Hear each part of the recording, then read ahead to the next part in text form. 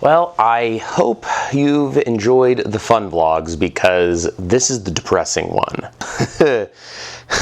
Work has been really hard lately, like harder than ever. I think filmmaking has always been an uphill battle, but this year, after the wildfires, social media content marketing as opposed to traditional ads just hitting harder than ever, it's been a really hard year. It led me to look back at a lot of the things I've posted on Instagram and whatnot, or even on YouTube, and I started to realize that it's almost as if I really don't have an audience there. Through algorithms or my own inadequacies, my work is just not reaching enough people. In a previous vlog I did, I know that I mentioned I don't seem to have a lot of luck on social media. I decided, okay, I'm in a hard spot. I'm gonna try to chase some trends a little bit, which is something I've never done before. These ideas really started bubbling around when Coachella was happening. And I was trying to think of a really fun and simple way to explore that, just to get that hashtag Coachella. Charlie XCX was just blowing up more than ever before, and I thought, okay, is there something I can explore there? I started looking through so many reference images, and what I landed on was sort of this twofold idea. I've always wanted to do a photo shoot that looked like Mac photo booth. I just thought that that would be fun. Almost a collage. Someone who'd traveled to Coachella, brought their laptop, and was taking photos there while vacationing. And then I've always loved the idea of making album cover art. I think shoots like that would be fun. I don't know why I always just want to take an image and slap that parental advisory sticker on it. Here are two easily executable ideas. I didn't want to pursue necessarily working with a model like I have in the past. I knew it wasn't gonna have that same feel as some of my other photo shoots, and that's totally fine. One of my dearest friends came to mind. Her name is Marina Fote. She's worked in so many capacities with so many incredible organizations. It's quite insane. She's incredibly talented, so nice. We met 10th grade in high school. Our friendship just took off from there. It's amazing because now she's super close friends with my wife Hannah, and has been for a number of years. Really, to prove what a special place Marina holds in our hearts, she officiated our wedding. There was no one else I could think of who could do it as beautifully as she did, and we were right. I mean, having her there with us, literally bringing our union to fruition, was one of the highlights of an amazing day. Clearly, she's a very busy person, and she could have said no, but oh my God, she said yes. So now we're rocking and rolling. I'm sending her reference photos. She's sending me wardrobe pictures. We're going back and forth.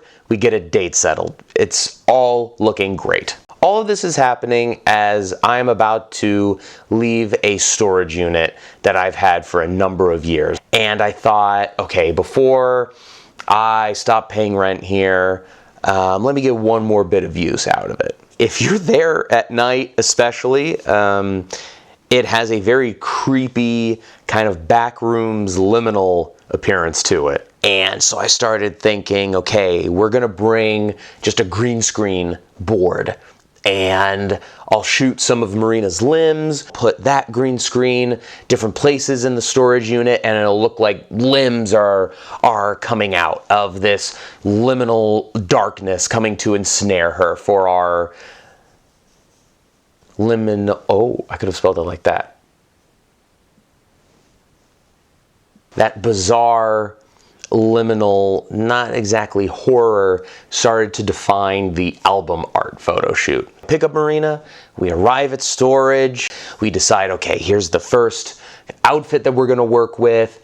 We start snapping away, do a couple test shoots, and once we get inside the actual storage unit itself, where the vast majority of photos were going to happen, I just realized so instantaneously, this is not working. The lighting was going to be impossible to work with. Something seemingly so simple was becoming ridiculously impossible to achieve. I could not get the camera settings or the light or the location to all sync up to achieve the contrast that I wanted, and I'm experienced enough to know when something is not going to work in post-production. Editing is absolutely incredible. It's an amazing tool. I believe it's a tool for enhancement though, and not creation. You can't edit around your core problems, and I knew I could not out-edit this one. My mind could not even conceive of a solution. As I'm sure Marina can attest, I just sat down and I felt like I could cry. Going back to the idea of chasing trends, I was like this dog chasing cars, and instead of catching one, I got hit by another one I didn't see coming from the side. That's how it felt in that moment, for sure. And my God, if Marina was a model I had hired, or more of a stranger, even an acquaintance, I can't imagine how I would have felt. In fact, I do question, would I have found a way through it? Would I have been trying to just be sort of impressive with it? Or would have I crumbled even more out of sheer embarrassment? As I explained earlier, it felt like being kicked while I was down.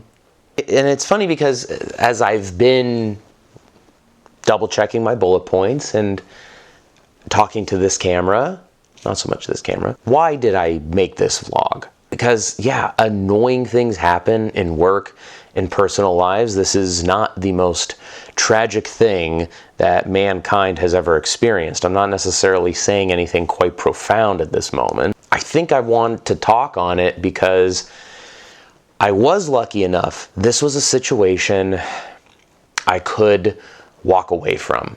We did not complete this shoot as intended. I walked away, but it definitely did not make me feel any better. I am coming to you now while editing this. Some of these test photos that we took, I'm looking at them again, and they were really good. Why didn't I say, hey, let's keep it to the hallways? This so rarely happens to me, but upon facing that wall of not being able to make the shoot happen the way I had envisioned, I just could not bear to put any more energy into it. I was so tired of feeling like I was constantly failing, and I didn't want to have to be my usual self that is always coming up with a solution. Let me get this slight wordplay right. On a whim, I needed a win. This was a time in my life I felt I needed a small win so desperately. On a whim, I needed a win that disappeared into the wind. I went into this situation thinking it would be easy, executable, simple, and a fun time hanging out with one of my closest friends. I feel like I led someone who's very important to me into a frivolous pursuit of creativity that really was a mask for looking for likes on social media. So when I'm feeling like a loser more than ever, once again, Marina shines as the wonderful individual that she is. And she sort of took on the role that I normally would on set of saying, okay, what can we do now? What's salvageable? Let's do something. This isn't working? Great. Forget about it. Let's go to the next thing. Course correction became the name of the game that day. Thought about it, we drove around, we went to a park, we snapped some really great photos. As you can see here, Marina is ridiculously photogenic. She has an amazing smile and energy. We just jumped in, snapped, jumped back in the car. If something simple and executable was what I'm looking for, this was it. I am proud of those photos. Then we came back to my apartment and we started trying to do the photo booth style photos. Put that same green screen board we thought we were going to use behind her. You know, I haven't edited them clearly. There is one very funny video of Marina that I took. I thought I was going to use screen grabs from, but this is the most I've done with it. But I've left things pretty unedited as a reminder of what happened this day. Okay, one more editing break. This photo, I did take extra time and decide to edit, color correct, all that good stuff. Something about it was just singing to me. So this photo in particular, I am very proud of. I need to learn that my friends do love me no matter what, and I didn't have to be victorious that day to be worthy of such a great friendship. I am truly thankful to have a friend like Marina. I feel safe enough to feel embarrassed in front of. Marina represents a small group of my friends that understands that viewership on my work, in a sense, is what makes it exist. It's sort of the same with if a tree falls in the middle of the forest and no one's around to hear it, did it make a noise? I don't get a lot of that very obvious support. I don't want to bother them. I don't want to seem egotistical about it. Yet, I've asked people to share things in the past, and rarely that kind of action happens. I know that this situation doesn't relate to most of what I was talking about today, but it sort of just felt like another event in a pattern that had been happening that has felt very difficult.